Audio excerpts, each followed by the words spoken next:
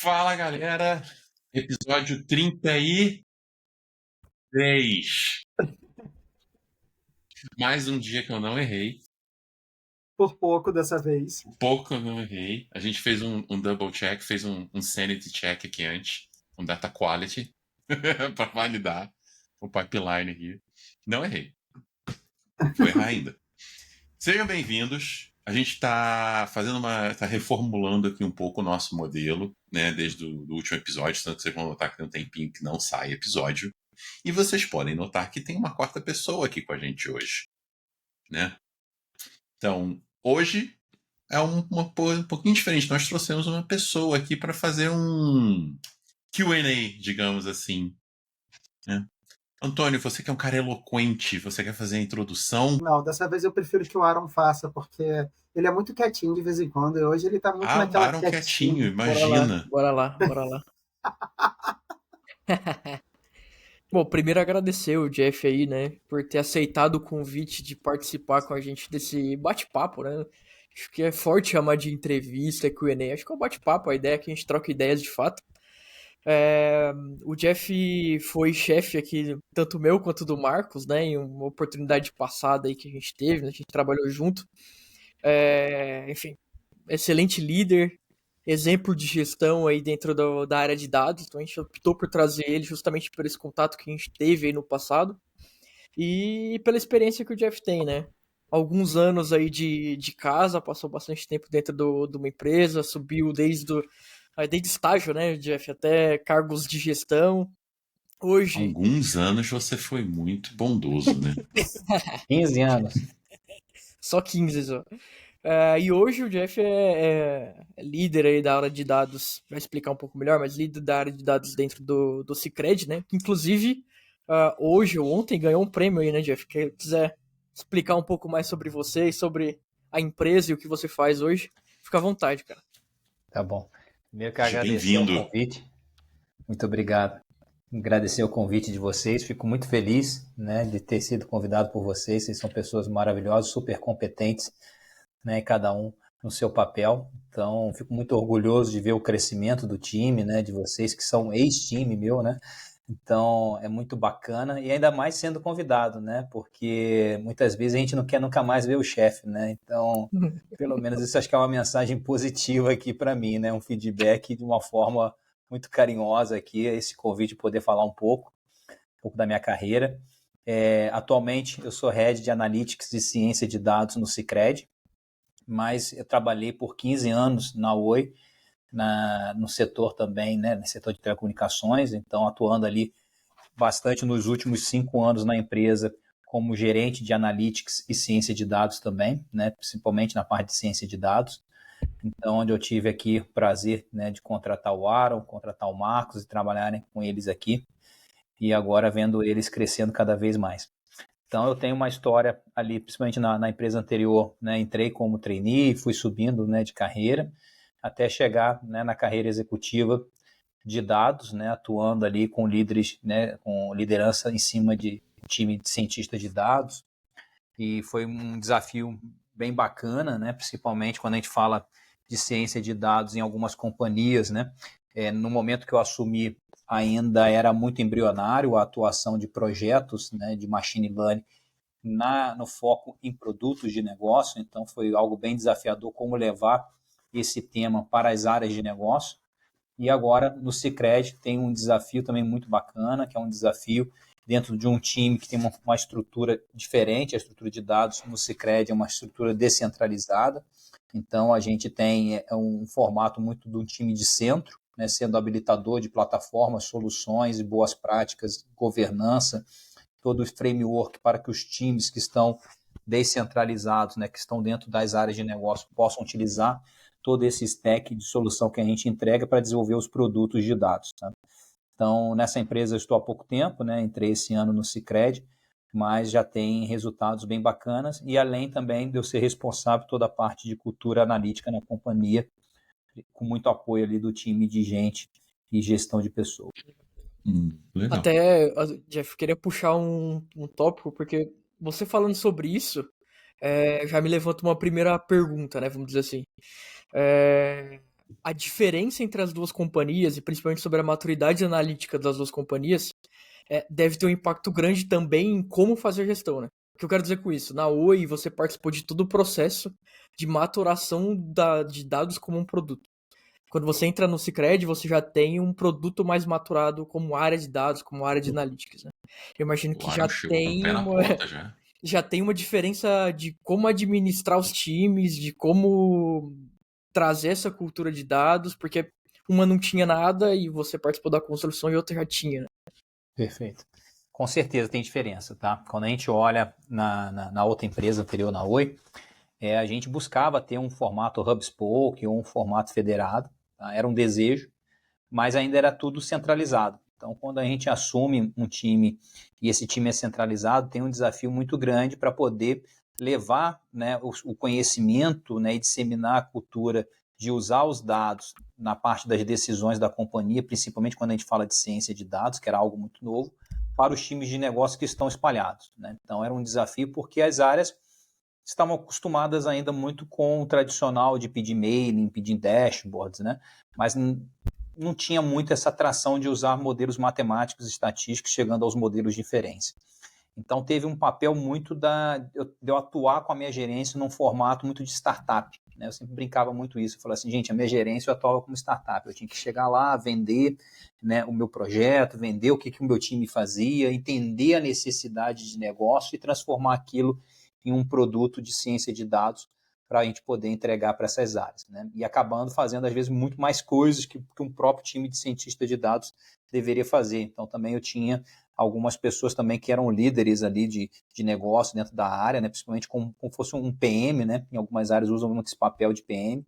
Lá não tinha bem esse nome, mas eu tinha também outras pessoas que apoiavam muito na orquestração do projeto, porque muitas vezes acabava eu entregar também a solução de dados e até que fazer a ponte de como fazer a integração disso com alguns sistemas, integrar com alguns canais, para a gente poder ter o resultado mensurado ali no final. Então, foi um trabalho bem diferente.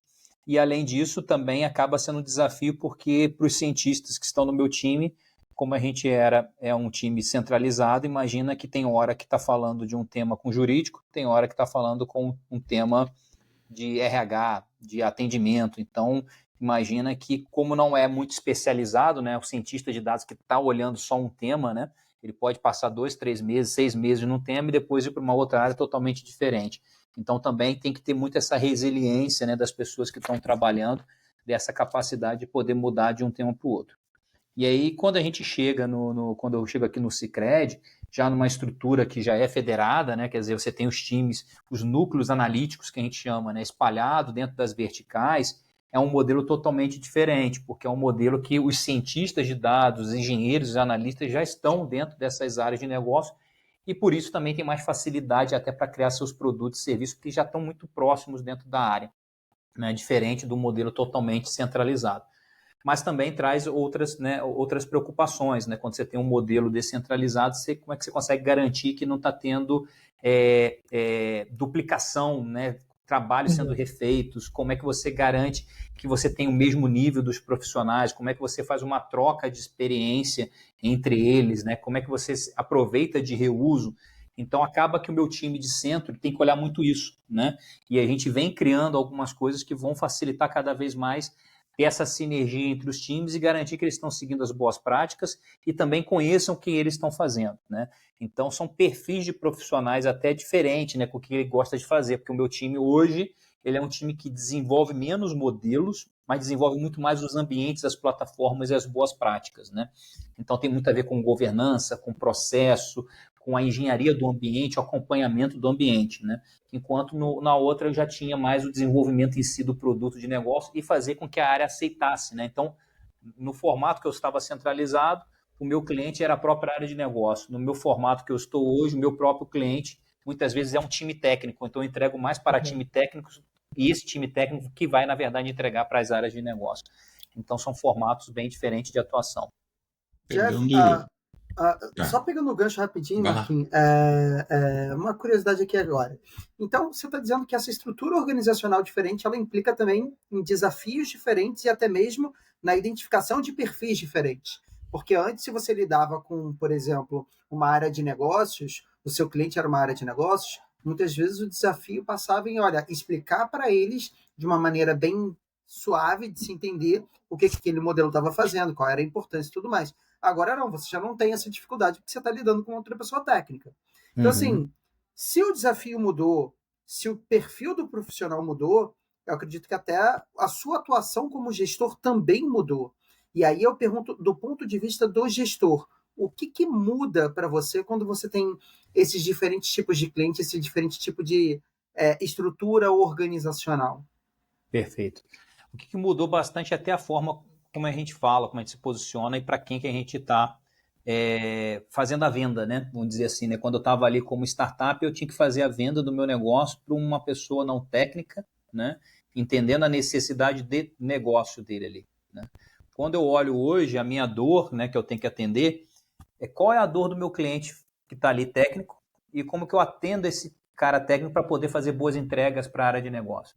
Então, o meu posicionamento continua sendo ainda de influência, né? Tem uma questão muito mais de influência, talvez, hoje do que antes, assim, da influência dele usar minhas boas práticas, usar as ferramentas que a gente trabalha, mas eu acho que o conhecimento que eu tive dentro da Oi de atender diretamente o cliente final me ajuda bastante quando eu vou conversar com meus times hoje, que são os clientes, meus clientes hoje, que são times técnicos, porque eu entendo as dores deles. Quando eles falam assim, Jefferson, hoje eu tenho uma dor que o pessoal traz muito pedido já fechado, quer fazer muito dashboard, pedido de pastelaria, como o pessoal fala, né? Eu falo assim, eu sei que é isso, eu tinha isso também, né, na outra companhia. Gerson, meu cliente não entende muito o que eu estou entregando. Eu falei, eu também tinha esse problema. Só que aí hoje, como é que eu faço? Tudo que eu aprendi bastante aqui na Oi de como fazer essa boa venda para a área de negócio, fazer essa ponte, que eu acho que é um dos pontos que eu tenho mais facilidade, é fazer essa conexão entre negócio e área técnica, eu acabo levando as ferramentas que eu utilizei, né, e as experiências que eu tive para eles. Então, eu entrego para eles, falo assim, olha, normalmente quando eu ia falar com a área de negócio, eu não usava termos técnicos, eu montava um canvas de IA. Você já tentou montar isso? Mas eu entrego o produto para ele executar. Na Oi eu executava esse mesmo produto, né? Então hoje o que eu acabava executando antes na Oi eu entrego para ele como ferramenta, né? Porque eu sou uma área que vai entregar ferramentas, conhecimentos, capacidades, né? Que ele precisa. Então a minha forma é atender ele para atender o cliente final, mas como eu já atendi cliente final, isso me facilita muito. Então toda vez que eu escuto uma conversa de uma área, de um núcleo analítico das dores dele, eu falo assim, eu sei, eu tive isso. Porque eu também tive isso. Então, hoje eu não tenho aqui, mas isso me facilita ter essa comunicação e essa ponte e esse entendimento com eles. Né? E agora, assim, pegando esse gancho você falou, olhando para trás, né? Voltando àquela época que você falou de viver, a vivência de trabalhar diretamente com a área de negócio. Porque é uma coisa que a gente conversa muito, assim, voltando à nossa vida aqui, do que a gente construiu do podcast, né? Eu acho que é um desafio que talvez quem esteja escutando sinta na pele, né? Acho que tem dois lados. Como você expressa com uma pessoa não técnica, assim, quais são as suas sugestões, como você já superou talvez essas dificuldades de como você expressa isso. Você já até deu a dica, né, do Canva, essa questão de expressar resultados, expressar coisas super técnicas para uma pessoa não técnica, que isso é uma questão de comunicação. E tem um outro lado, que é um lado também que é muito difícil de lidar, que é como você lida com a questão de trouxe um dado e esse dado está dando o oposto do que aquela pessoa espera ou gostaria de ouvir. E às vezes aquele dado ele vai diretamente contra o negócio ou direcionamentos que aquela área ou pessoa espera ou quer trabalhar, né? Que é algo muito sensível para a gente tocar às vezes também. Uhum. Até adicionando esse tópico, Marcos, eu acho que vai fazer total sentido com a linha de raciocínio que o Jefferson vai construir. O primeiro ponto, né? Essa questão do viés prévio que a área de negócio já tem, né? Que é o resultado que ela espera. Mas, além disso, como apontar, porque muitas vezes a área de negócio ela espera isso de uma área analítica, né? Quando ela olha para uma área analítica, ela espera que você faça uma análise completa.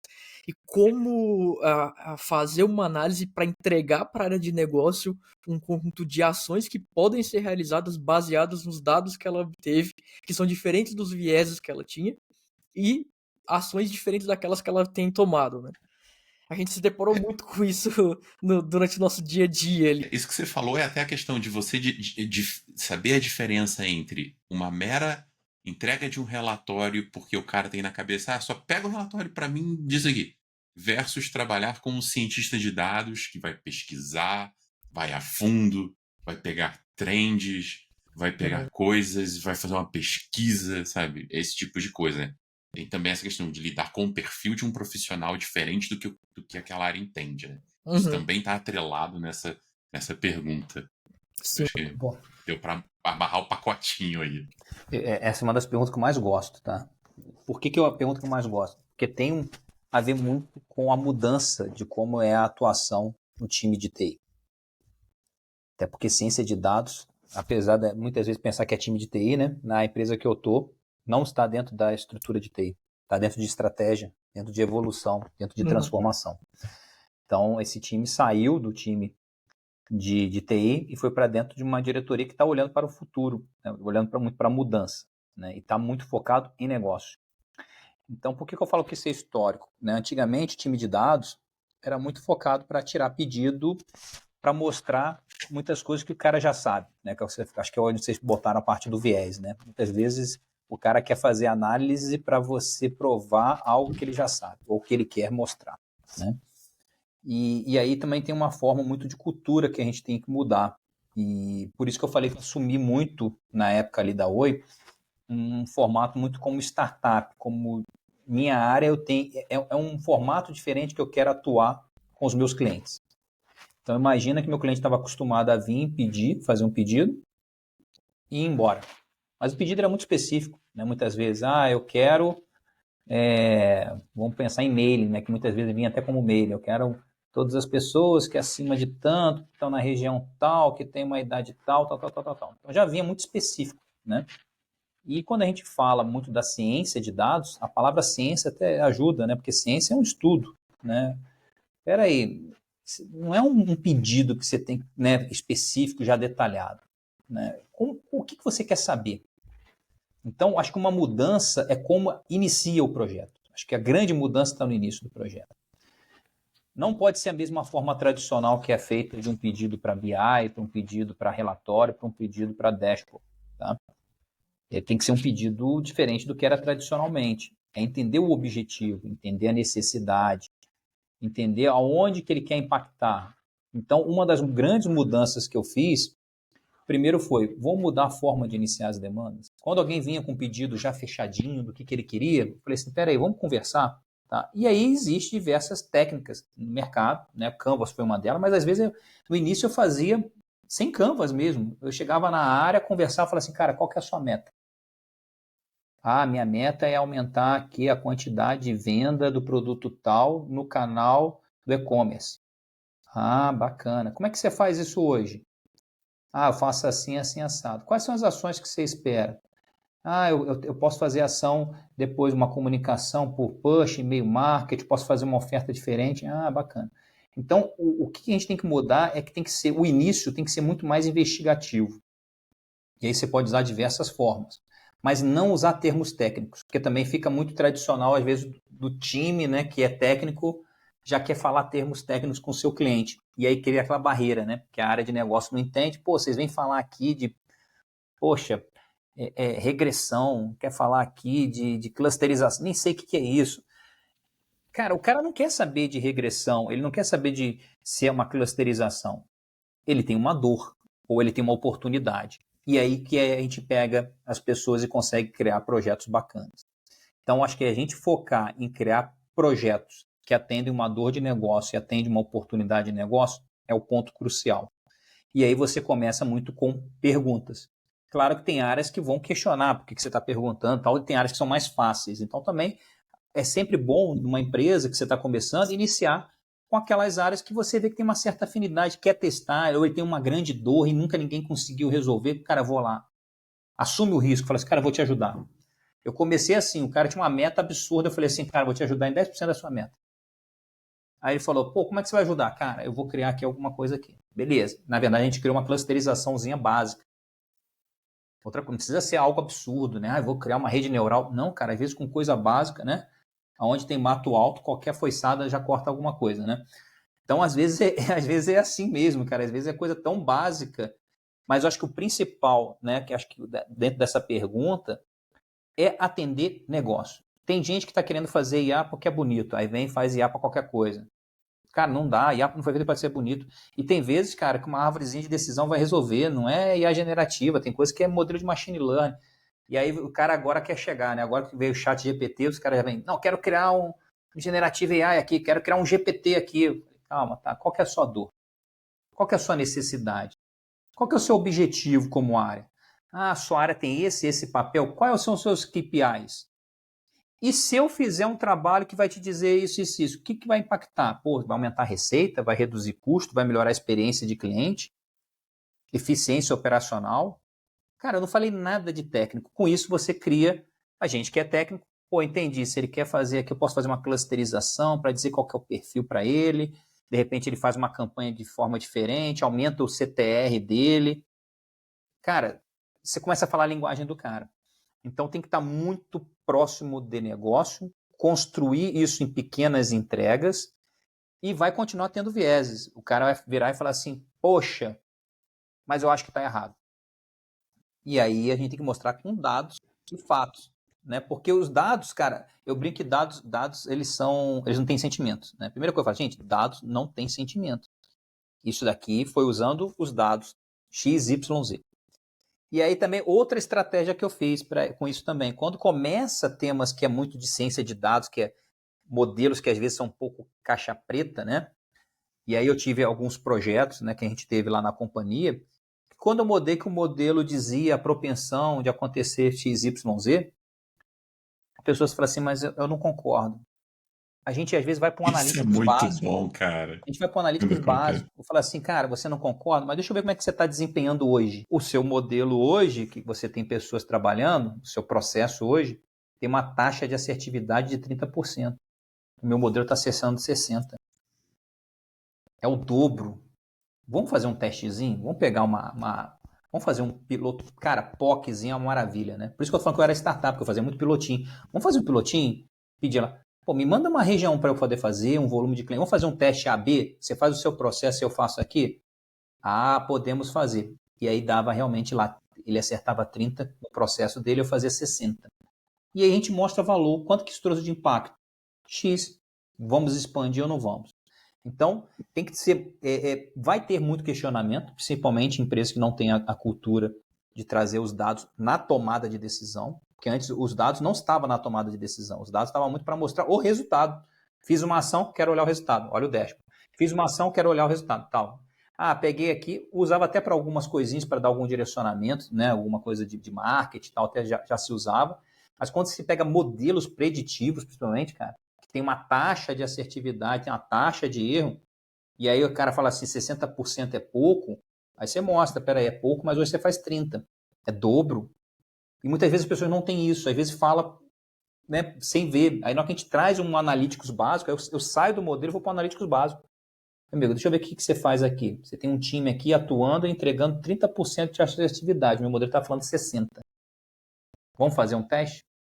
E aí, assim, e outra coisa, tenta ganhar alguns clientes, porque as coisas às vezes funcionam também pela assim, você apresenta bem um resultado, apresenta para outros, cara, ó, tem um cara lá que está me ajudando. Aí vem ao contrário, você já não precisa mais se vender, as pessoas vêm buscando, ó, pô, Jefferson, me falar que você ajudou aqui criando um projeto que trouxe uma receita de tanto, trouxe uma melhoria de tanto, trouxe uma redução de tanto. Esse também é uma outra dificuldade, é saber medir o resultado.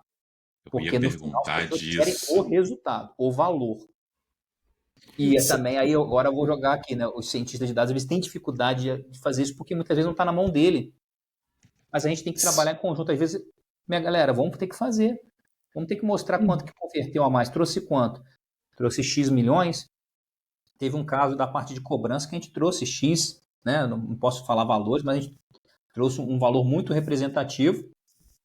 Isso ajuda até para o próprio cientista explicar o cargo dele, como é que ele faz, né? Eu lembro de uma brincadeira do cientista, falou que ele tentava explicar para a avó dele o que ele fazia, a avó dele nunca entendia nada. Um dia ele virou para a avó dele e falou, pô, vó, eu aumentei aqui em X milhões a receita da empresa. Pô, bacana, cara, você é top, meu neto. Então ajuda até, né? Eu estou brincando aqui da família, mas imagina, a família que entendeu é o cara da área de negócio que entendeu. Ele entende isso, ele entende os milhões que você trouxe, ele entende quanto de redução que ele trouxe. Né? É isso que ele quer entender. Ele não quer entender se a acurácia é X, Y, Z, né? Uhum. Isso é uma coisa, cara, que a gente pensa assim, mas muito cientista de dados ou qualquer outro cargo auto-intitulado, né? A galera costuma falhar muito ou precisa absorver isso, né? Porque é o que você falou, cara, você viu isso, eu vi isso, o Aaron viu isso, o Antônio já viu isso, tá? Aquele cara nem sempre é o júnior, às vezes é o sênior, ele chega e quer mostrar, olha o trabalho que eu fiz, olha as métricas, olha o meu erro, olha o MSE, olha a acurácia, olha o F1, você... Tá, cara, e o que isso significa? Mas significa que o meu modelo está muito bom. E o que isso significa? Assim, até aproveitando essa thread aí, você tocou num ponto muito interessante, Jeff, que é tipo tentar falar a língua do cliente. Beleza. E muitas vezes a área de negócio entende a língua da receita ou do custo. Mas e quando você vai lidar com uma área cliente que ela não lida diretamente com receita? Que você não consegue calcular um ROI da vida, que você não consegue calcular quantos milhões foram economizados ou quantos milhões a mais foram gastos. Como você mede o seu sucesso ou você até diminui a resistência da área cliente em, ok, vamos fazer uma POC aqui para ver o que rola? Perfeito. Concordo que nem tudo é receita de cara, nem tudo é dinheiro, né? Você pode melhorar a NPS, que no final vai impactar em dinheiro, mesmo que você não consiga medir logo de cara. E talvez a preocupação que a gente tem que tomar é de não forçar a querer ter logo esse resultado financeiro, né? Às vezes a gente pode ter resultados intermediários, porque também a cultura de se medir ainda é muito pequena. E quando a cultura de se medir é muito pequena, começa a provocar as medições. Qual medição que está mais próxima ali do cientista e da pessoa que ele está entregando? E vai ter medições que não são financeiras, mas que é fácil depois, porque acho que é muito da... Tem que começar. Mas tem que começar lá no começo do pedido. Lá no pedido, vou dar um exemplo, vou fazer um trabalho com atendimento. Quero reduzir TMA, tempo médio de atendimento. Tá bom. Quanto que é o tempo médio de atendimento? X. Vou fazer um modelinho aqui que vai reduzir o tempo médio de atendimento. Passei de X para Y. Quanto que isso impacta financeiramente? Dá para fazer depois. Fácil, dá até para fazer. Mas agora o cara não consegue porque ele reduziu o tempo médio de atendimento. Deveria saber qual que é o custo daquele tempo médio, né? Mas vamos botar, não tem acesso, o cara que está falando não tem acesso. Tá bom. Mas se você falar que reduziu para 50% o tempo de média de atendimento, você já começa a dar algumas mensagens. O cara fala assim, pô, você está melhorando possivelmente também o quê? A satisfação do cliente. Está melhorando a NPS. Então você começa a trazer uma cultura do cara pensar. E aí, acho que só que esse pensar tem que ser lá no início. Falar assim, eu vou fazer um projeto. Por quê? Porque eu quero melhorar o tempo médio de atendimento. Tá bom. Quanto que é isso? Não consegui fazer o cálculo ainda. Tá bom, mas você já tem uma metrificação, você já tem uma forma de medir o sucesso do projeto. O problema é que muitas vezes a gente desenvolve o projeto e depois fica buscando qual que é a métrica de sucesso dele. Aí fica aquela guerra, cara. Cara, esse que não dá. Eu ia comentar, né? Realmente, o erro que muitas vezes acontece é você fazer por fazer, né? Você vê muitas vezes a pessoa está brincando, né? Ela quer fazer, ela quer usar a ferramenta por usar, mas pô, se você não sabe o que você está medindo para começar, você não tem um norte, você não tem um objetivo, você não sabe nem o que você vai melhorar. Então o que você está fazendo, né? No fim das contas, você está brincando. Você não tem um benchmark para começo. Então, trazendo o teu exemplo. Pode concluir, Marcos. Não, é o caso que você deu, o tempo médio de atendimento, né? Eu, como você falou, nem tudo é dinheiro, mas em geral você pode reduzir as coisas normalmente em duas coisas, né? Ou em tempo ou em dinheiro. Né? Então, assim, ou você melhora um processo que reduz tempo, ou você melhora um processo que você reduz ou ganha dinheiro, alguma coisa das duas, né? Normalmente você vai para essas duas linhas. O que eu ia Ou comentar satisfação. é até a questão de viabilizar o negócio, né? Agora que o Jeff tá aí no setor financeiro, né? O setor financeiro é um setor super regulamentado, né? Isso significa que para operar você tem ali alguns órgãos reguladores no seu pé o tempo inteiro. Né? Então imagina, por exemplo, uma área de monitoramento de transações, né, dentro do setor financeiro. Imagina que no caso do Jeff, o Sicredi tem alguns milhões, talvez até bilhões de operações no mês, ano. Então, isso significa que eu preciso monitorar cada um daqueles meus clientes, cada uma daquelas minhas operações. Então, se eu não tenho um modelo que faça isso de forma automática e alerta aquilo que de fato importa, eu não vou ter nunca a viabilidade do negócio. Né? Porque eu não vou ter pessoa, vou ter braço suficiente para analisar isso daí.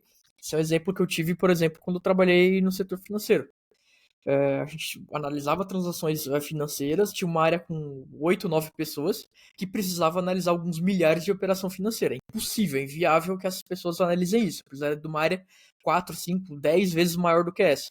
Então esses controles, esses modelos que executam esses controles e alertam aquilo que de fato interessa, né, aquilo que de fato tem risco financeiro, com base em toda a regulamentação, que garante que aquele número reduzido de pessoas consiga de fato analisar aquelas movimentações financeiras sem ter um risco, sem que o regulador simplesmente inviabilize o meu negócio.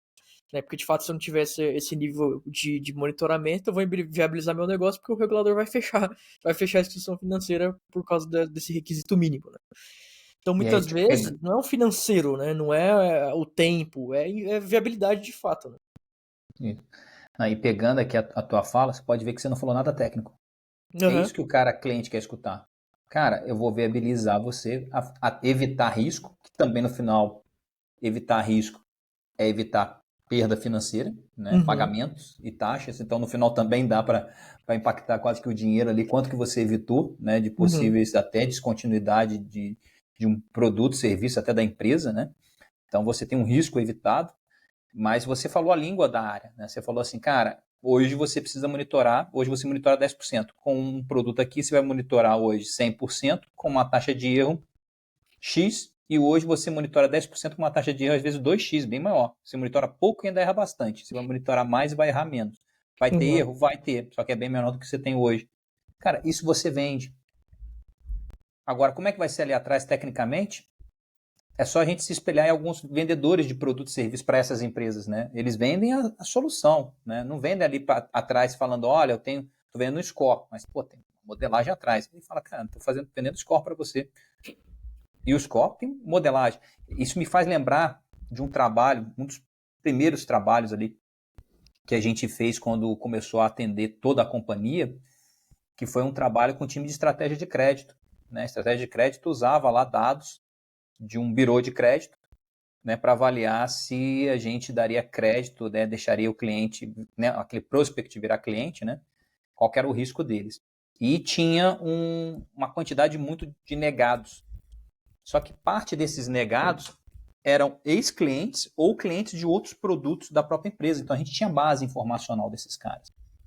E aí nós criamos um modelo super simples, tá, com esses caras que seriam descartados, né? Quer dizer assim, um modelo lá pelo Bureau de Crédito diz que era alto risco, né? E seria descartado.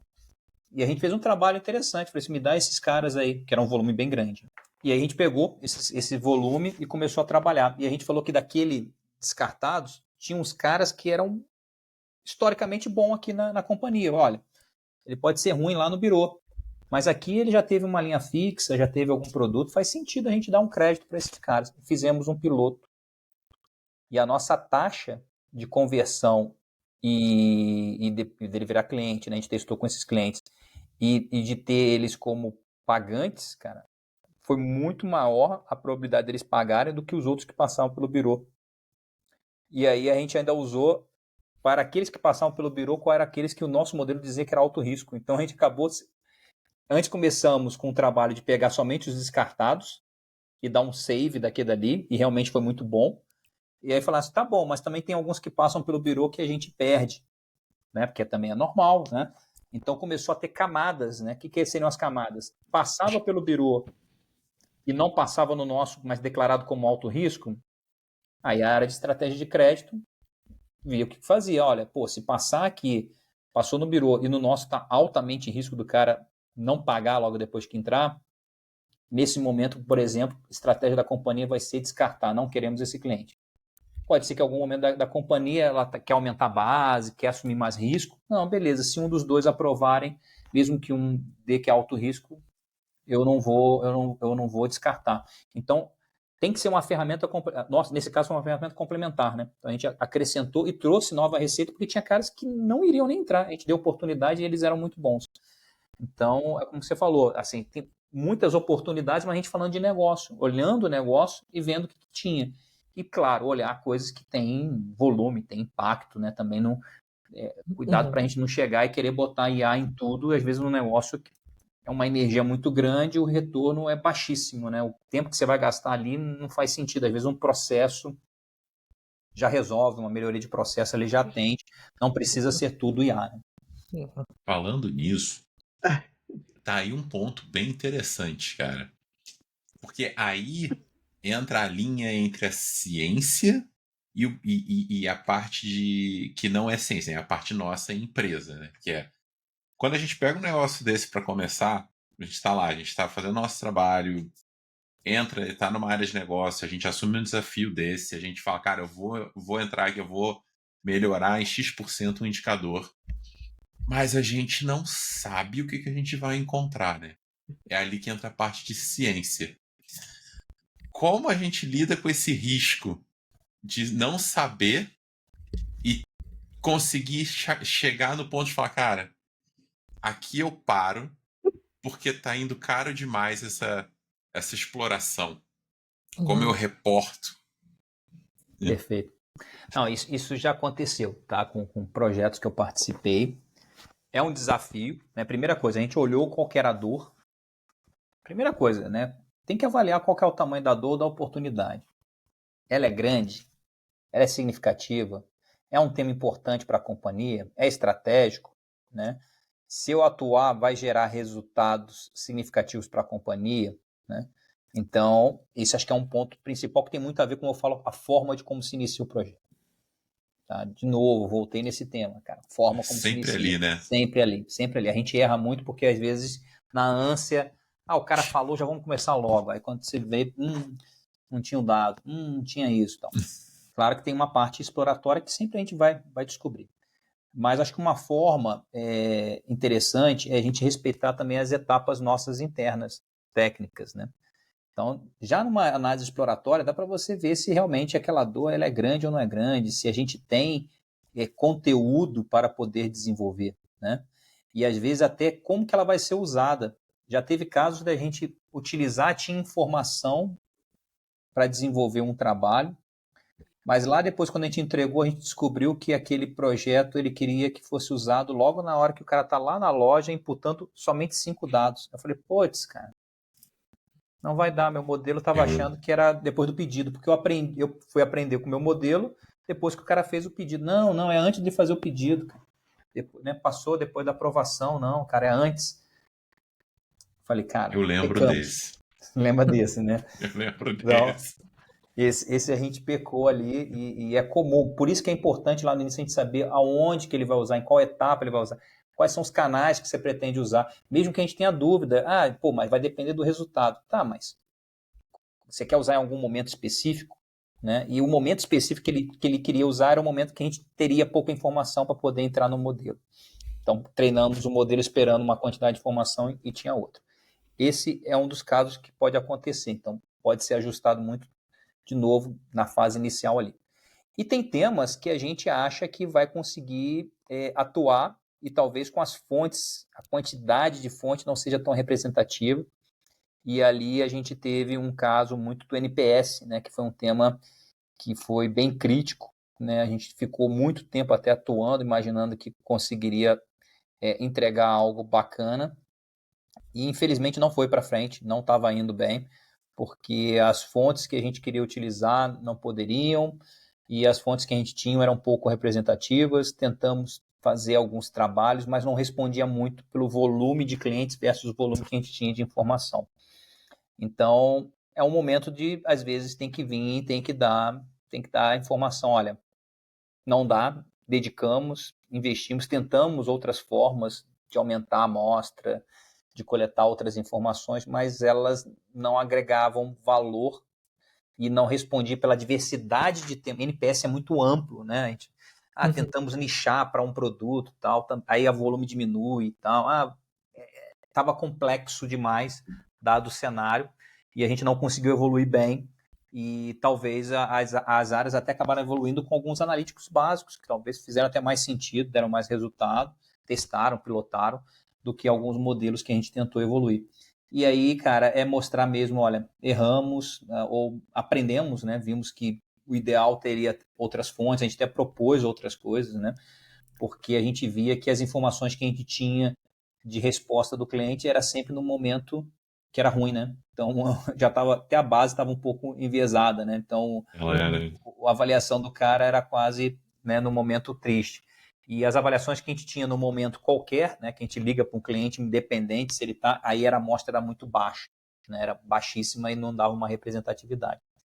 E aí é tão claro quanto jogar aberto e mostrar que, de repente, é melhor pausar ou ter um trabalho de ter mais locais de coleta, mais propostas. Vamos coletar isso de uma forma no app, em qualquer final de transação, quem quiser responder e tal, que aí você consegue amostrar, ter uma amostra significativa, né? Aí entra muita estatística, né? Ali para fazer esse cálculo. Mas acho que é isso, acho que tem que mostrar logo para não ficar também postergando uma coisa que a gente já sabe que não vai ter tanto resultado. Inclusive, Jeff, aproveitando a tua deixa aí, a gente falou muito de sucesso do projeto de dados do ponto de vista da área cliente, né? Mas e do ponto de vista da área de ciência de dados propriamente dito? O que eu estou querendo te perguntar aqui para ser até mais objetivo? Quando que você percebe que, olha, desse projeto aqui a gente pode tirar um aprendizado? E como é que você utiliza esse aprendizado para melhorar o seu processo no futuro, para abordar outras áreas clientes, para desenvolver outros projetos de ciência de dados? Como é que você faz aquele olhar interno para dentro de casa, né? Porque a gente falar que o dado não está tão interessante assim, a amostra é pequena e tudo mais, isso, de maneira geral, fica um excelente resultado, não deixa de ser um sucesso para a empresa como um todo. Mas e dentro de casa? Vale aquele em casa de ferreiro espeta de pau? Ou existe uma maneira de você olhar para dentro, olha, aqui a gente tem um aprendizado para tirar, vamos melhorar nosso processo? E qual é o aprendizado que a gente tira daqui? Acho que há diversos aprendizados, tá? Tem um aprendizado até na forma como que a gente cria o nosso processo, né?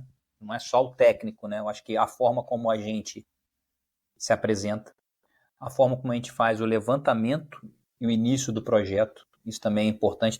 Nós tivemos diversos aprendizados, que às vezes a gente falou assim, cara, a gente já foi logo direto no modelo sem antes fazer uma história de confiança de dados.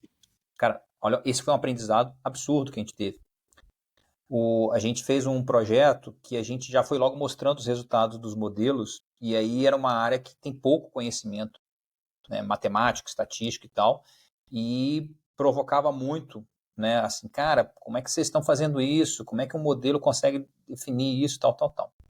E aí a gente aprendeu um pouco o formato, que acho que era um formato que a gente acabou até replicando também com outras áreas.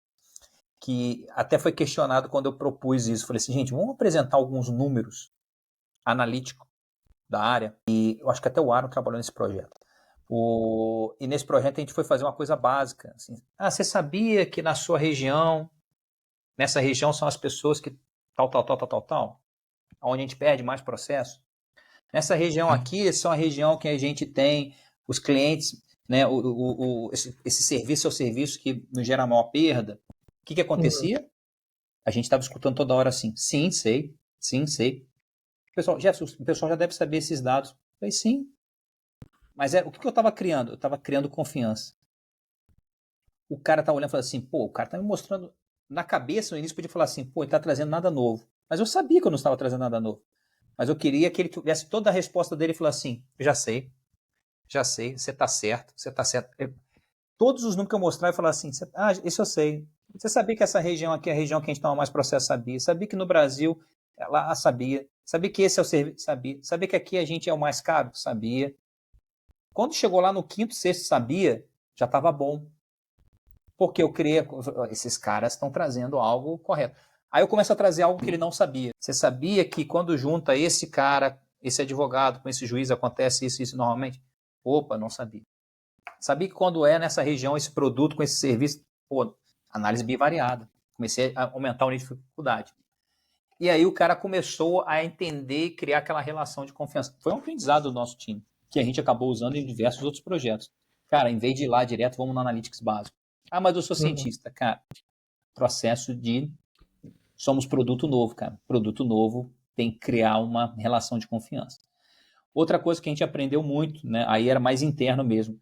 Aprendendo técnicas mesmo. Às vezes tem técnicas interessantes que um amigo fez, o outro fez. Então a gente sempre fazia uma troca interna de apresentação dos principais projetos nas nossas reuniões semanais. Então a gente tinha uma reunião que era tocada para o próprio time, não por mim, né? Toda segunda-feira, aonde o time vinha e levava os temas que eles queriam apresentar. Pode ser projetos e resultados ou até problemas, não estou conseguindo atender.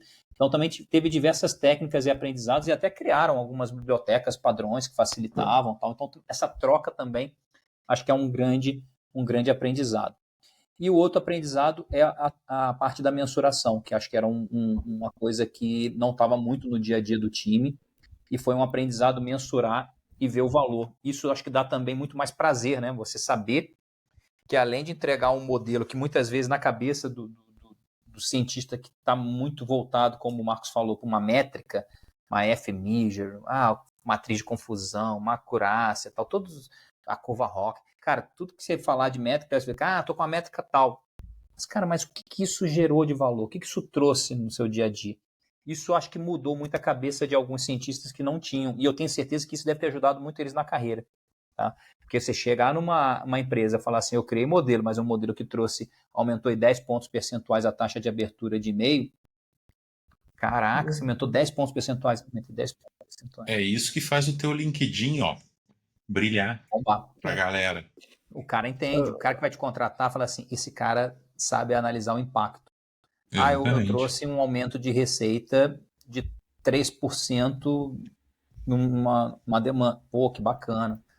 Eu reduzi em 15% o custo. Aumentei a taxa de recuperação de equipamentos, que a gente fez um projeto de logística reversa, absurdo o impacto.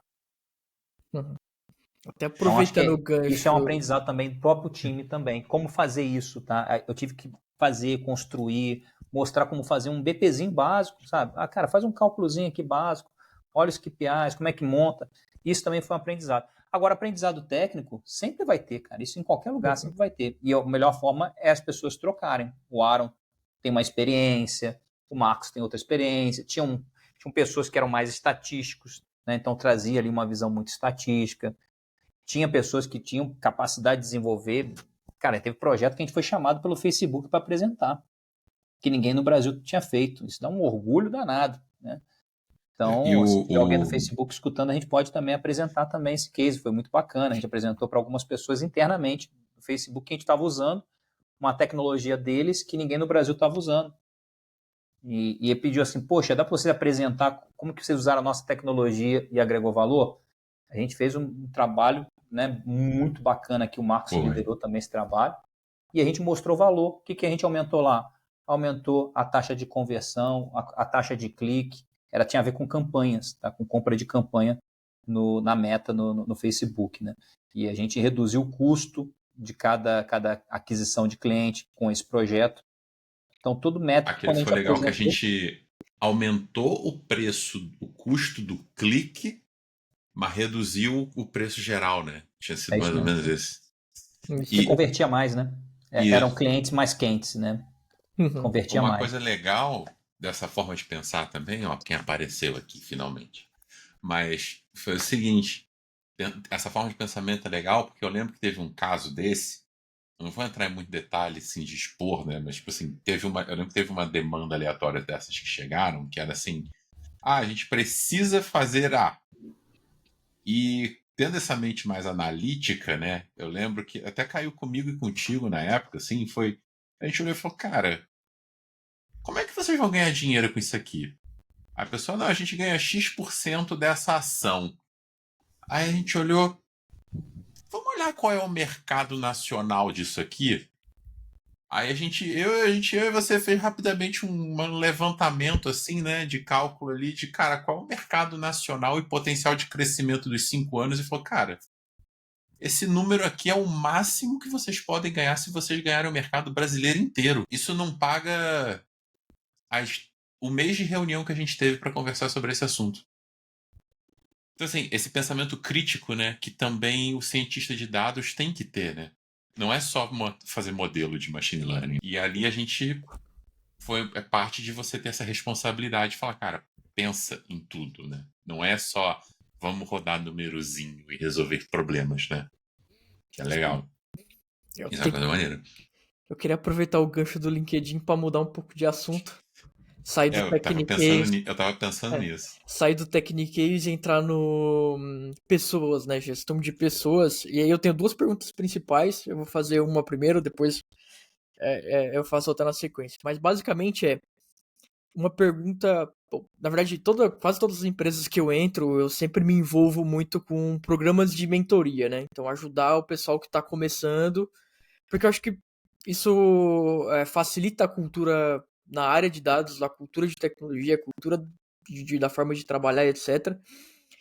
E muitas vezes, durante esses programas de mentoria, a principal pergunta é como que eu sei em qual nível que eu tô, como eu me defino. Se eu sou júnior, se eu sou pleno, se eu sou sênior, se eu sou um especialista, etc. E eu queria que você respondesse essa pergunta, Jefferson, do ponto de vista de gestão. Né? Quando você vai contratar uma pessoa para o seu time, né, para compor o seu time, isso é 100% relevante, porque imagina que você está contratando um especialista, ou seja, você vai ter um desprendimento financeiro da empresa para um especialista, e se você não contratar de fato um especialista, ou contratar um júnior, um pleno, etc., você está perdendo o dinheiro da empresa, né? Então, acredito que do ponto de vista de gestão isso é super importante, e isso vai ajudar também as pessoas a entenderem como que alguém da gestão identifica de fato, né, o nível de experiência que ele tem, simplesmente por uma conversa de 1 hora, por exemplo. Essa pergunta é bem complexa porque depende muito das empresas também, tá? Sim. Porque muita empresa já tem a sua classificação, as suas regras do que seria um analista júnior, um analista pleno, um analista sênior e um especialista. Tá? Normalmente, quase todas as empresas têm, mesmo que tenha suas especificidades técnicas, mas tem o que se espera de cada um, né? Então, desde um analista júnior que está num processo muito inicial de formação, terminando a sua formação e começando a colocar em prática, né, o seu conhecimento, independente se é um analista de dados, se é um cientista de dados, engenheiro de dados, tá? Estou falando muito no que se espera de cada um deles, tá? Até um nível de especialista que você espera um cara que tenha experiência, tenha conhecimento e sabe colocar em prática esse conhecimento e dar apoio e direcionamento para os outros times também. Então, você vai de um range, desde um cara que você tem que direcionar mais, que é um júnior, que precisa de apoio, ele tem um conhecimento, mas é muito básico, ele tem um conhecimento, mas não está tão prático ainda, né? Ele está ali acabando de formar, algumas empresas até aceitam pessoas que estão em faculdade, até um nível que você tem um cara que já tem lá 5, 7 anos de experiência, já liderou projetos, já conduziu o projeto do início ao fim, sabe dar direcionamento técnico também para o time, sabe apoiar as pessoas mais novas, né? Sabe dar fazer uma capacitação interna ali, né? Não precisa ser uma capacitação, mas dar um apoio mesmo, né? Quando tiver um time mais júnior. Então, isso normalmente algumas empresas já têm isso meio que pronto e é quase que padrão, tá? Desde variando dessa parte de inicial de carreira mesmo, de conhecimento, até um conhecimento bem amplo e conhecimento aplicado, tá? Isso acho que é o que tem padrão nas companhias. Eu, como gestor, também tenho algumas coisas além disso, né? Assim, acho que cada gestor tem o seu perfil de contratação, então por isso que eu falo assim, depende muito, tem as regras, né? Na Oi eu tinha como é que era, o que eu deveria esperar de cada nível, no Sicredi eu também tenho lá bonitinho o que deveria esperar de cada nível, tá? E aí a gente vai complementando ali com a parte de skill técnico e profissional, e profissional de experiência, de por onde passou e tudo, e mais soft skill, tá? Uhum. Normalmente, dependendo das empresas, tem também provas, tá? Então, lá eu aplico provas, eu tenho um time técnico que aplica prova. Eu preciso aplicar prova? Não, eu tenho um cara mais sênior no meu time, eu tenho dados líder, ele vai lá e aplica a prova e me diz, Jefferson, esse cara, em parte de hard skill, mandou bem, mandou mediano para cada nível, né? Então, a gente tem as provinhas separadas, não dá para você exigir algum certo tipo de conhecimento com um cara que é mais especialista, já é um nível super sênior ali. Então, também tem a parte de provas, tá? Tem empresas que fazem alguns processos também de avaliação de comportamento, né? Hoje é muito natural também avaliar se os comportamentos daquela pessoa estão dentro dos comportamentos da companhia, tá? Então, também a companhia tem os seus comportamentos esperados, tem o que se espera de um profissional que entra ali, como é que ele vai conduzir e como que ele vai trabalhar junto com as outras pessoas no seu time. Então, também tem essa parte que normalmente o time de gente faz super bem e todas as empresas acabam tendo, porque cada um tem a sua cultura, tem que ver se a pessoa está dentro. Vai entrar uma pessoa que tem um perfil muito de startup, que tudo é muito mais rápido, cresce rápido, menos processo, é muito dinâmico. Vai entrar numa empresa super burocrática, super regulada, que as coisas demoram. Cara, esse cara, independente do conhecimento técnico dele, ele é muito atrito do que ele espera, né, de comportamento que ele não vai ter, cara. Né? É uma empresa mais burocrática, uma empresa mais lenta, uma empresa que você tem que seguir certas regras e tal. Então, isso é importante também. Eu acho que esse ponto tem que ser muito bem avaliado para não frustrar, porque às vezes o cara passa na prova, é super bem na prova técnica, mas os comportamentos ou o que ele anseia ali de como trabalhar e atuar não casa com o perfil da companhia, tá? Eu acho que isso cada uma tem a sua, tá? Cada empresa tem bem e são bem diferentes mesmo. E a parte, né, que o gestor sempre gosta de colocar, cada um tem o seu, tá? Mas eu gosto muito no meu caso, assim, eu olho muito para as pessoas que têm um comportamento muito de querer construir, né, em conjunto. Tem que ciência de dados, cara, se você não quiser construir em conjunto é muito difícil, né? Se fosse uma área mais de machine learning e tal, até dá para o cara ficar ali no cantinho dele e tal. Mas vou dar exemplo, na época do desafio que eu tinha na Oi, eu precisava de gente que fosse muito propositiva, questionadora, perguntadora, para aquele momento. Pode ser que em um outro momento eu poderia ter algum outro tipo de perfis, ou combinar os perfis. Então, acho que uma das coisas que um gestor tem que fazer muito bem é olhar o momento da gerência dele, como que estão os perfis que ele tem e mesclar com os perfis que ele está achando que está faltando. É complementar. Então não pode falar assim, você vai contratar todo mundo igual? Claro que não. Tem cara que às vezes eu quero um cara que mais processo, mais burocrático mesmo, porque está precisando aqui a parte toda de organização, de gestão, de catalogação. Cara, tem que ser um cara mais firme, tem que ser um cara mais que cobra, minucioso, tal. Mas aqui eu quero agora explorar. Eu estou com um time aqui de exploração, que é como o Marcos falou, vai ser uma coisa que talvez não tenha tanta obrigação de resultado ainda, porque a gente está olhando coisas novas, vamos olhar aqui Generative AI. Cara, tem que ser um perfil, um cara mais de inovação, mais inovador, um cara que brilha os olhos, fazer coisas que ele nem sabe como é que vai ser o resultado. Tem perfil de pessoas que você falar isso pro cara, o cara se trava. Não, cara, eu só consigo trabalhar com coisa que eu tenho certeza do que é entregável. Eu falei, não, cara, isso daqui a gente não tem a certeza ainda do entregável, é uma coisa mais... É uma tecnologia nova que nós queremos implementar aqui, de Generative AI. A gente imagina nesses casos, você vai correr atrás, vai estudar, vai aprender. É um outro perfil. Então, acho que um bom gestor ele tem que olhar para o desafio da área dele, o momento que ele está e quais são os profissionais que ele já tem e complementar. Então, dependendo do momento, eu olhava um cara que era mais questionador. Eu quero um cara questionador agora. É o momento que eu preciso. Um cara questionador, que gosta de buscar novos desafios, quer aprender tema que ele nunca viu. Lá na Oi, o cara olhava jurídico num dia, durante 3, 6 meses, depois ele olhava atendimento.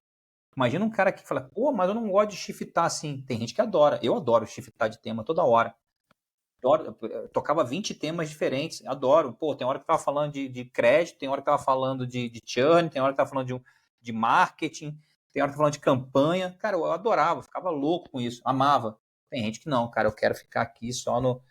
Deixa eu no financeirozinho aqui, eu só faço modelo financeiro, quero estudar financeiro. Então, acho que é isso que você tem que ver qual que é o formato. Se eu tivesse trabalhando no formato de núcleo analítico, eu ia pegar um cara que, cara... Se é um cara que quer inovar em diversos temas, aqui você não vai ter, porque aqui é só financeiro. Meu núcleo analítico é de financeiro. Meu amigo, não dá. Eu gosto de operação, cara. Então você vai ter que ir lá para a área de operação. Tem gente que já gosta de diversas coisas. Então acho que tem que estar muito... Essa parte do que eu olho vai depender muito da minha estrutura. Mas sempre também olhando muito o perfil comportamental. Tem que ser pessoas do bem, pessoas que querem trabalhar em conjunto, isso é 100%. Pessoas que se respeitam, pessoas que você sabe que você pode confiar. O que é confiar? Cara, o combinado, né? Vocês aqui trabalharam comigo sabiam, eu tinha tanta questão do combinado. Cara, você está combinado você participar comigo, cara. Você vai crescer junto comigo aqui. Conforme o tempo, a gente vai dando também mais empoderamento da pessoa, né? Ela vai começando a assumir mais os temas. Isso eu sempre exigia, cara. Independente se é um cara mais introspectivo, um cara mais comunicativo, um cara que gosta mais de inovar, um cara que gosta mais de processo. Independente disso, temos que trabalhar com pessoas do bem que querem crescer junto. Então, essa parte também, isso eu gosto bastante. Eu tento extrair nas conversas, junto também com os relatórios que o time de RH já acaba fazendo. De bola. Quer tem uma segunda pergunta. Não, mas acho que a sua segunda pra fazer pergunta... também. Mas tá fechando. Não, é porque tá fechando a 1 hora, eu acho que eu nem vou fazer. Eu acho empolgado, cara. Vocês têm que me controlar na resposta. Eu acho que a gente vai precisar de um segundo momento. Eu ia falar isso, eu acho que a gente vai ter que fazer uma parte 2, na verdade. Mas acho que a minha pergunta vai ser rápida. A minha resposta tende a ser rápida. Perguntas nunca são rápidas, Aaron. Não, mas deixa eu fazer, cara. Vai. Não, a pergunta vai ser rápida. A resposta talvez não seja tão simples, mas o segundo ponto, Jeff, ainda vou focando nessa parte de pessoas, né? A gente sabe que existem fatores externos ao trabalho, né, que podem acontecer, vida pessoal do funcionário, ou até mesmo um caso que eu acredito que você sofreu na pele, né, de certa forma, que foi o que aconteceu ali no Rio Grande do Sul, né, com as enchentes. O Sicredi tem sede ali, eu acredito que tem algumas pessoas que trabalham ali, e como lidar, né, com esses times, com esse volume grande de pessoas que estão passando por alguma situação específica, ou uma pessoa que está passando por uma situação específica, né?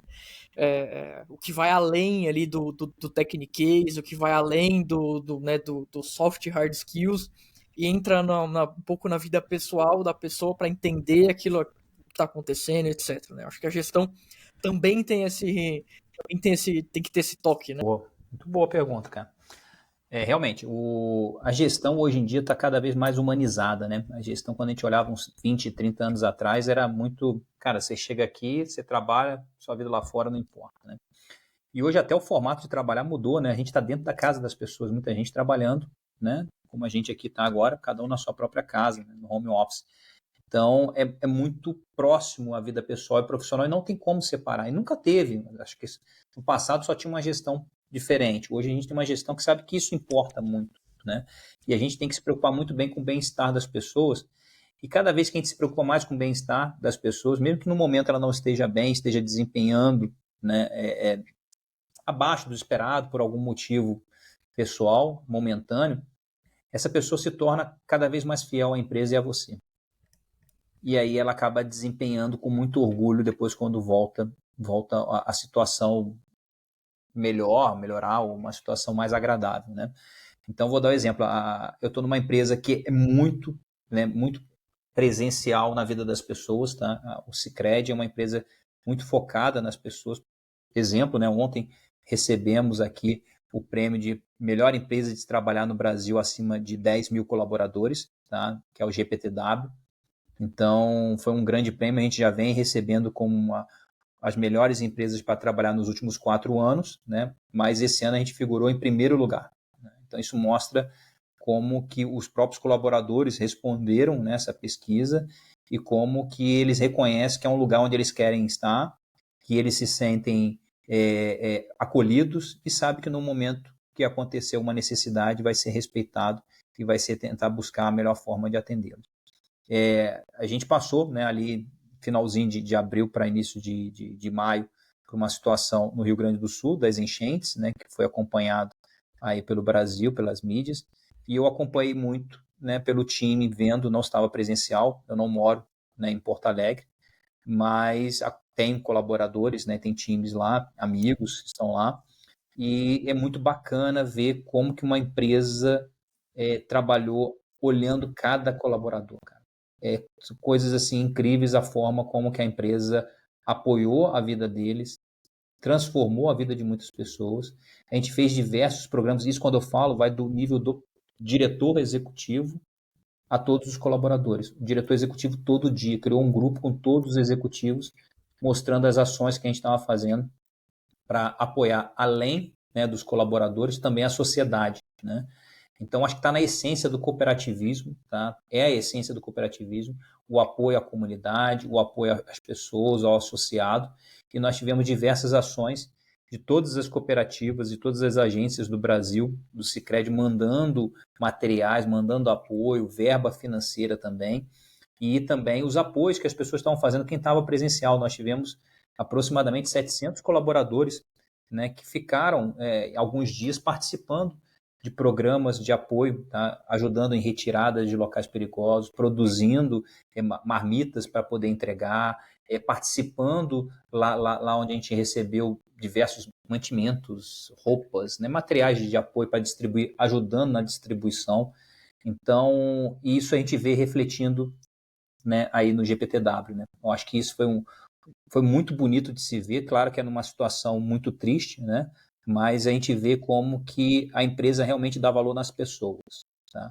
E quando a gente dá valor nas pessoas, a gente vai colher bons resultados. Além do GPTW, com certeza a gente vai entregar resultados positivos mesmo no cenário de crise, né? Se a gente tem cenários de crise que estão afetando, né, a própria população, crises afetando alguns clientes nossos com queimadas, né, no agro, enchentes, secas, isso impacta indiretamente na gente.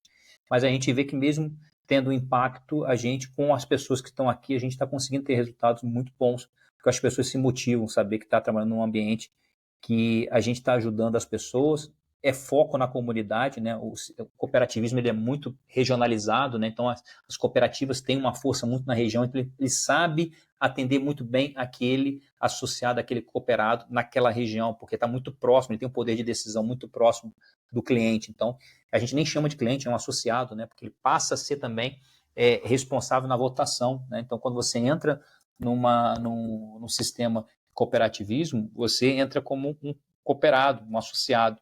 Então você tem direito a voto. Então imagina você entrar num banco onde você vota. Tem encontros, né? E são grandes encontros nas cooperativas para fazer votação e fazer algumas decisões. Então acho que esse formato de negócio, essa estrutura de negócio já faz com que seja desde a essência voltado para pessoas. Tá? Então a formação já é assim e se mantém assim. É uma empresa de 120 anos. Não é uma empresa, né, novinha, né? São 120 anos e é bacana que a gente fala, né, de ESG. Essa empresa já era ESG desde formação, cara, se preocupando com a sociedade, com o ambiente que está, com a governança sendo muito bem divulgado para todos, né? Então a gente fala aqui de cashback, né? Hoje em dia, lá dentro, o retorno, né, final, né, algumas regiões chamam de sobras, né? Que é o retorno, né, o lucro, vamos dizer assim, né? Alguns locais acabam usando como sobra. Esse lucro volta à parte para o associado. Então tem um fim muito. O associado vota se aquele dinheiro vai vir para ele ou se vai para a comunidade. De repente, teve situações que, numa outra chuva que teve lá, que eles ajudaram a reconstrução de uma ponte. Foi paga pelos próprios associados. Falou assim: aquele dinheiro que a gente tinha para receber, vamos destinar numa cidade para ajudar no apoio da reconstrução. Então é muito bacana ver que esse formato é um formato de negócio que dá dinheiro, que é possível, sim, se preocupar com a comunidade, com a sociedade, tendo resultado financeiro. Então acho que isso é bem bacana. E essa parte, como você falou, de cuidar das pessoas, isso está no nosso dia a dia, a gente sente, tá? E a gente vê resultado. Realmente as pessoas, teve muitas pessoas que foram muito apoiadas, vários colaboradores, tá? Nós tivemos alguns colaboradores que tiveram perda de 100% da sua casa, tá? Aproximadamente 200 pessoas, e teve a ajuda de todo o sistema cooperativo, com verbas, apoios, e a gente apoiando muitas famílias lá no estado. E isso a gente vê as pessoas falando com muito orgulho de estar lá, e quando voltou, teve gente que ficou. Teve que ficar alguns dias sem trabalhar, não tem como, perdeu tudo. Às vezes tem a máquina da empresa que estava com ele, perdeu, né? Perdeu documento, perdeu cartão, dinheiro, tudo, perdeu muita coisa. E quando volta, você vê que a pessoa volta com muito gás, com muito mais energia de saber que foi cuidado, né, e está num ambiente. Então, diminui o turnover. Cara, por que eu vou para outra empresa? Se aqui eu sou, né, bem cuidado, sou respeitado, no momento que eu estou com dificuldade, eu sei com quem contar, né? E até uma das frases, né? O Sicredi é ter com quem contar, né? Na publicidade deles usam. E isso realmente eu vi na prática, né? Não é só um slogan, está na prática.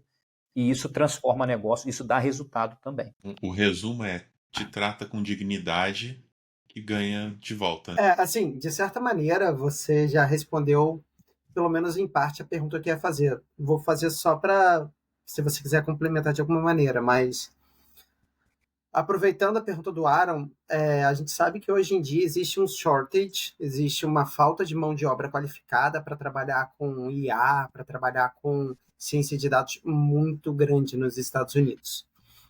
E a pandemia trouxe a realidade do trabalho remoto, o que faz muitas empresas americanas que têm capacidade de pagar em dólar vir buscarem talentos no Brasil e na América do Sul, tá?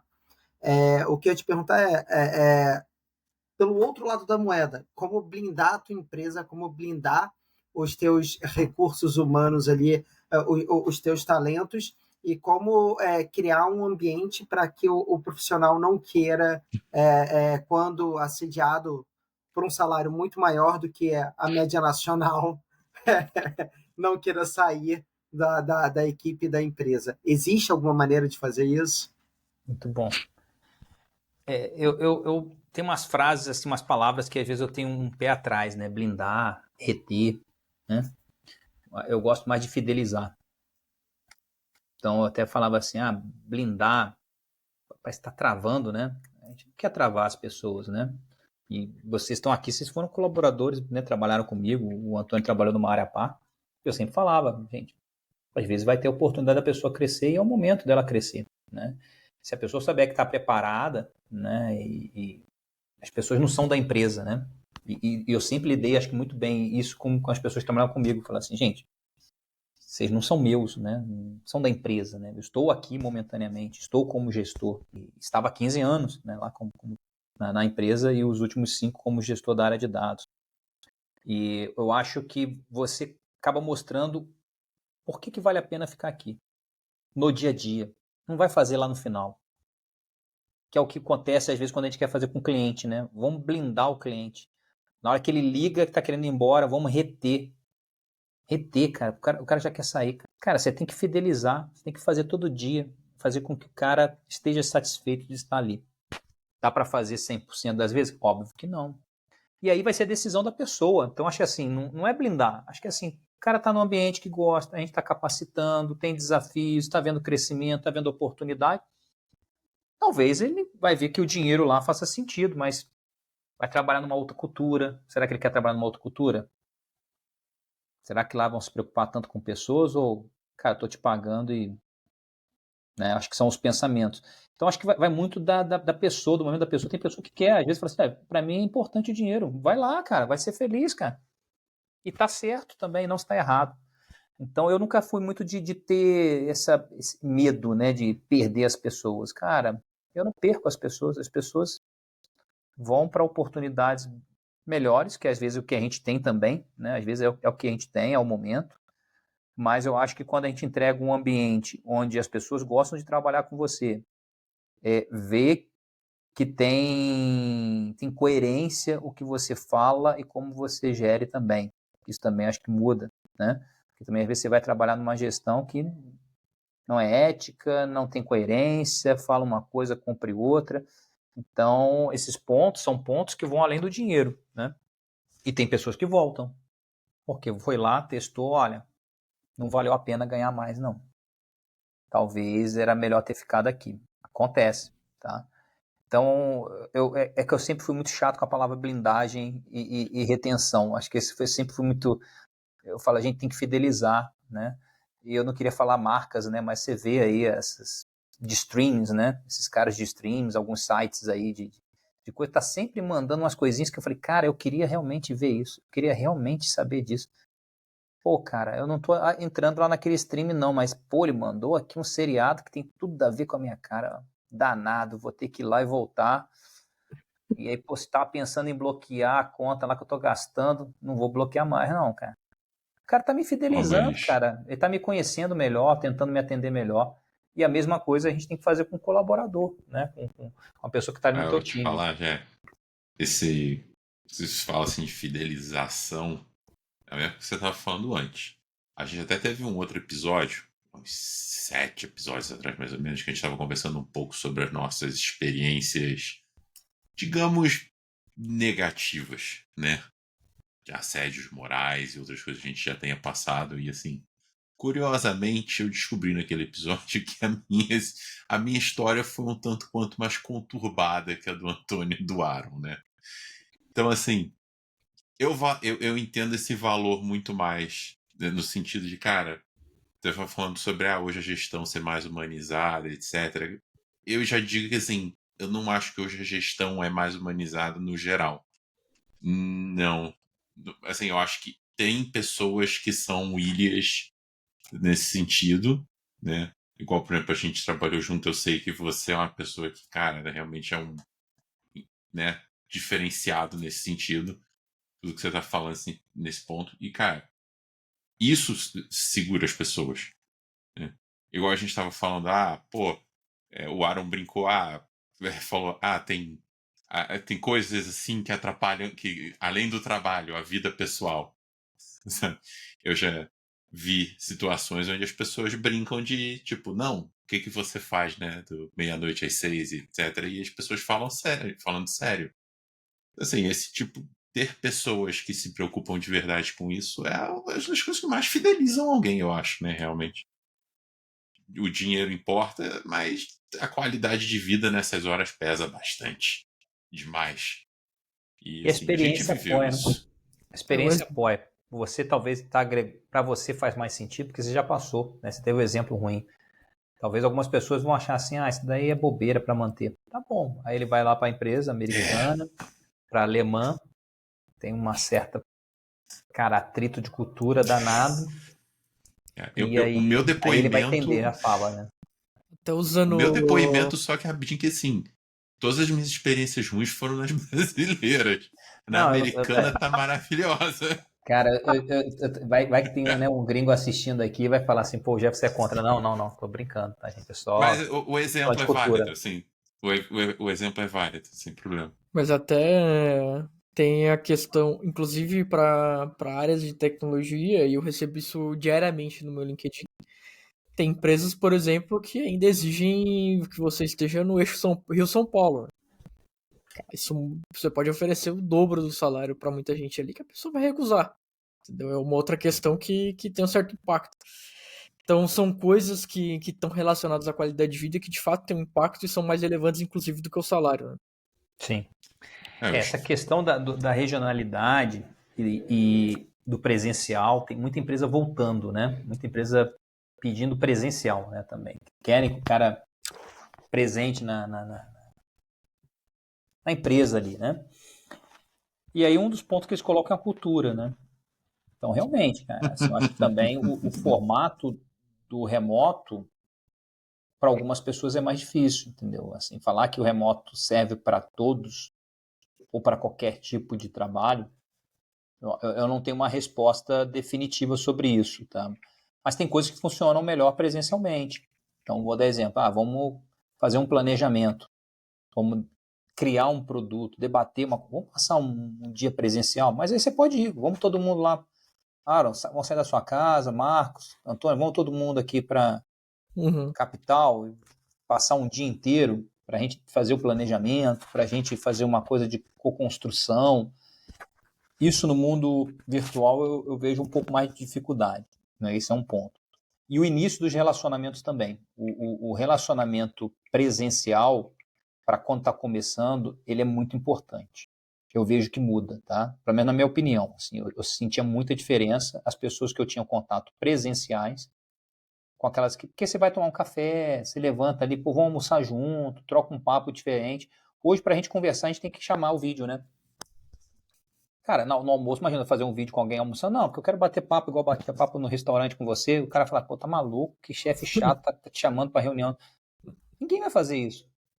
E aí o Marcos vai lembrar, né? Quando o Marcos entrou, eu falei, cara, eu estava em Minas Gerais, Marcos em Petrópolis, eu em Juiz de Fora. Falei assim, cara, vamos pro Rio de Janeiro, passar um tempo lá. Eu tive um outro colaborador que eu contratei, um pouquinho antes do Marcos entrar. Ele morava no Rio. Cara, eu fiquei durante acho que 1 mês, 2 meses, trabalhando 3 dias no Rio para ganhar proximidade. Ele era o consultor da área, era um papel importante para ele entender como eu trabalhava, como...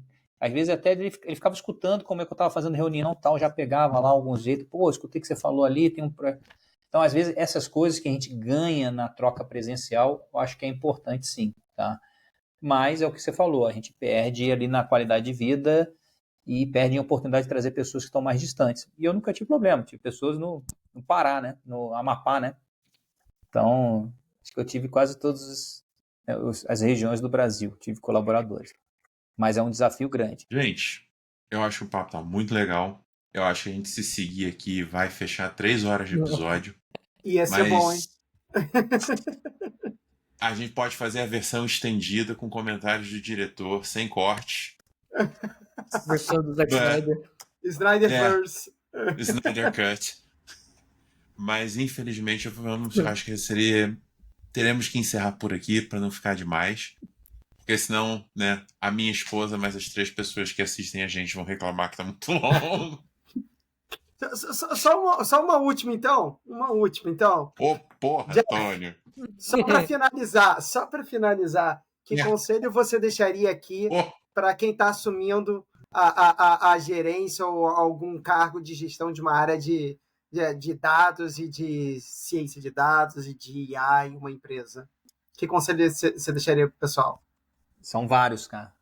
Primeiro eu vou começar do mais amplo depois ir entrando. Primeiro olhar a empresa que você está. Cara, não adianta, eu não atuo do mesmo jeito que atuava de uma empresa para outra. Você tem que olhar a cultura da empresa, o que se espera, a expectativa. Então, cara, uma gestão é uma visão ampla, né? Então você tem que começar olhando a empresa, quais são os valores, os propósitos, as missões, expectativa, para o que esperam de você também lá.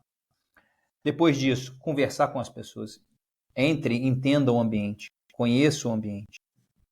Conheça quais são os pontos positivos que tem, quais são as pessoas que você pode ter ali do seu lado também para te apoiar bastante nessa entrada, né? Porque você entrar numa empresa, às vezes até num setor diferente, você precisa ter muito apoio, né? Então, acho que precisa também saber com quem contar, né? Então, tem que saber muito bem aonde que você está. Depois, né, respeitar quem já está presente também. Acho que também tem que ter muito respeito de quem está lá, né? Você está chegando, claro, você vai trazer a sua visão e tem que trazer a sua visão, porque se você está sendo chamado é para você trazer a sua visão, né? Óbvio. Mas também, acho que escutar muitas pessoas. E às vezes, um grande erro é não escutar. Converse com as pessoas, dedique tempo escutando. Isso é super importante. Você vai escutar quem? Escuta os seus colaboradores, você entender como é que é, o que ele está sentindo, o que ele vê de oportunidade, o que ele vê de problemas, o que ele vê, o que ele deseja. Você começa a ter uma relação muito bacana ali também já com o seu colaborador. Escute os seus clientes, escute os clientes dos seus clientes. E aí você vai traçar ali um plano de 90 dias. Aí tem livro e tudo, né, que tem técnicas e tudo. Traça, né, o seu plano. Mas, cara, primeiro observe bastante e planeje. Mas aí, observação, você vai ver se é uma empresa que você pode já entrar mais acelerado, uma empresa que você tem que entrar mais... Se você for entrar mais startup, cara, às vezes é aceleradaço, né, cara? Você já entra lá, vambora, cara. Pô, vou construir do zero, cara. Pô, não tem ninguém. Não, uma empresa que já tem uma estrutura, tem muito processo. Quais são os processos? Quais são as necessidades? Então, não tem uma resposta, mas a resposta, não tem uma resposta assim, faça isso. Faça observações, faça as conversas, entenda, compreenda, estude a sua empresa. Tem gente que não estuda a empresa, cara. Compreenda a empresa. Na entrevista você já tem que saber boa parte da empresa já. Entrou? Como é que eu faço para aprender mais? Me ajuda aí, eu quero saber disso e disso. Como é que eu faço? Com quem que eu falo? Peça ajuda a pessoa que te contratou, né? Então, esse é o principal ponto. Tá? E está sempre quem te contratou, você alinhando com ele, se está dentro da expectativa e podendo te direcionar. Conversas curtas, assim, curtos períodos de tempo, né? Não espere, vou fazer meu plano de 90 dias, daqui a 90 dias Não, cara.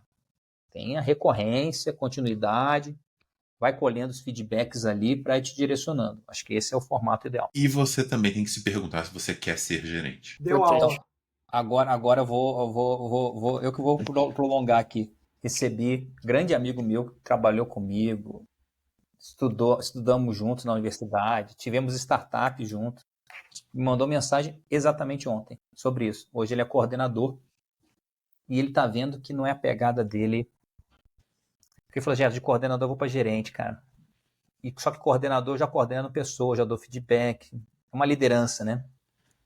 Não tô curtindo, não é minha... Cara, eu tô querendo voltar para a área técnica. O que você acha? Eu falei, que bom que você se reconheceu, primeira coisa. Não é entrar na onda que para eu crescer eu tenho que ser gestor. Cara, tem empresa, aí você vai para tem empresas que tem caras técnicos ganhando até nível do salário de diretor, tá?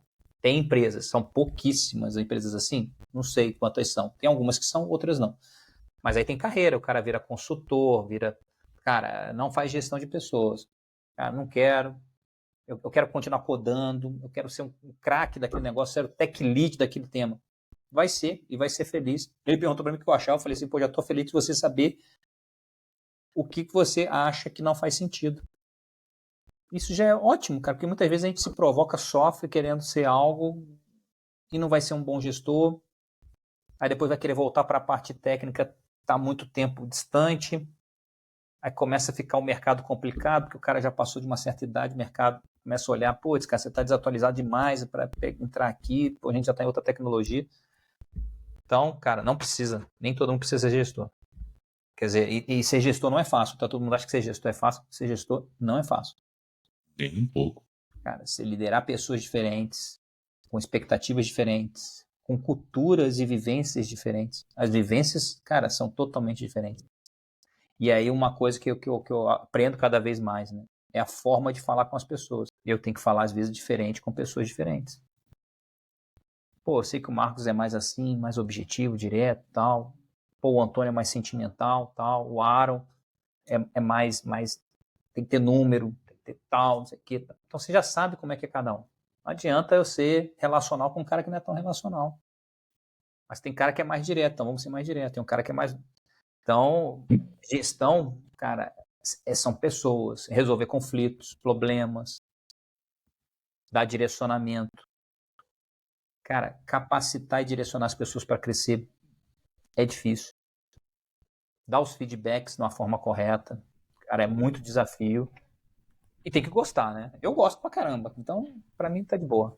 Ai, como eu queria que esse papo continuasse. Se o Jefferson topar, a gente faz uma parte 2 posteriormente. A gente fala de outros temas também. Podemos. Ficou umas perguntinhas que desviariam fortemente do assunto. Seriam até meio polêmicas. Ficam para uma parte posterior 2. Parte 2. A gente vai colocar... Faz o seguinte. Quem está assistindo, coloca aí se querem parte 2.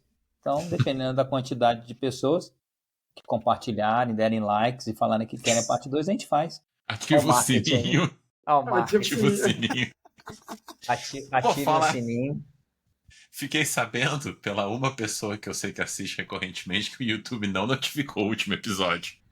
Poxa. Me notificou aqui, cara. Na verdade, Marcos, se eu não me engano, o YouTube ele desativa o sininho que você marcou se ele te avisa 1, 2 ou 3 vezes e você não clica no negócio, tipo assim, para você acessar. Então, tipo assim, se você simplesmente entra no canal sem clicar na notificação que ele te deu, ele entende que aquela notificação é inútil e teve relevância, né? Exatamente, aí ele vai desativando. É um modelo aí de trás aí, ó, tá vendo? Aprendendo, gente. Clique na notificação. Muito obrigado, galera. Clique na notificação. Nos vemos na parte 2. Valeu. Muito obrigado. Um abraço. Valeu, Jeff. Eu agradeço bastante. Fico muito feliz de ter participado aqui, de ter sido o primeiro, acho que nesse formato, né? Foi o primeiro. Traz mais alegria. Espero que o pessoal tenha gostado também. Valeu, galera. Valeu, boa noite. Valeu, tchau. Gente. Até mais, tchau.